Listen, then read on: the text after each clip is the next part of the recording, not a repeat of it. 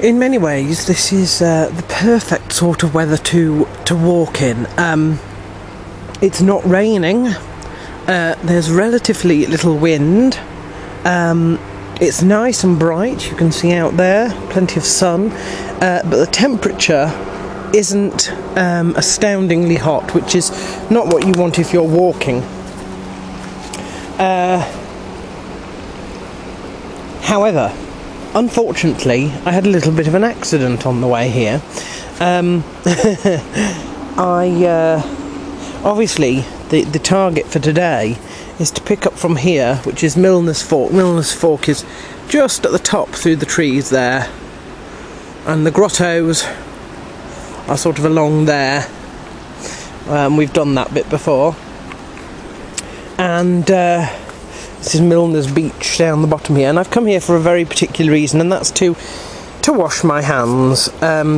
Why? Because Milner's Pass to get here was a little bit more overgrown than I anticipated, to be fair, and also because there has been rain, a little bit more muddy.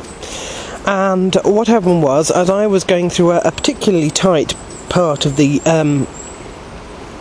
arrangement, you had nettles on either side of the path, which were sort of encroaching, and so you had to walk through the centre of the path. Unfortunately, the only thing in the centre of the path was a big puddle, and we're talking about 2 inches deep. So if you put your foot in it, it will cover your foot. So I sort of tried to go along the side of this, and basically I slipped and I fell into this puddle, and of course I also ended up on the banks of the puddle where all the nettles were, so I managed to get stung several times as well. Absolutely fantastic. So I'm now covered in shit, although it's actually quick drying as well. But there we are. And I've got a number of stings which are annoying me. So let's just say that our ambition of going from here to Knaresborough is going to be something that I make absolutely damn sure happens today, and I'll tell you why. I am not walking back that way. I'm not walking that way at all. Now, I think the problem is that it's overgrown at the end of the summer, and so the only real good time to use that pass is in the spring, when everything has died off. At the end of the summer, of course, everything is in full bloom, and it gets impassable. So anyway, we must make our way to Knaresborough along this side, because I'm not walking back that way. So if it's the middle of the night and we haven't got to Knaresborough, we'll still be doing this in the dark, I can promise you that. So as I pointed out before, there are 3 districts to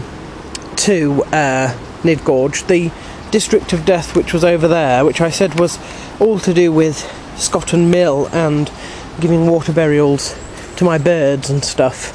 Then we come on to this. Everything from Milner's Fork this way, it's the district of solitude, because basically it's just there's not really much, it's just a straight line. The woods do change into several little districts, but generally it's just a straight line from here until Burgess Bridge, where the third part of the third district begins. So we're going to make our way across down here. I hasten to add that you can probably just see it just along there, where the route that comes down from Milner's Fork, but not straight down. There's one here, and then there's one that sort of runs across the top and meets just at the bottom there.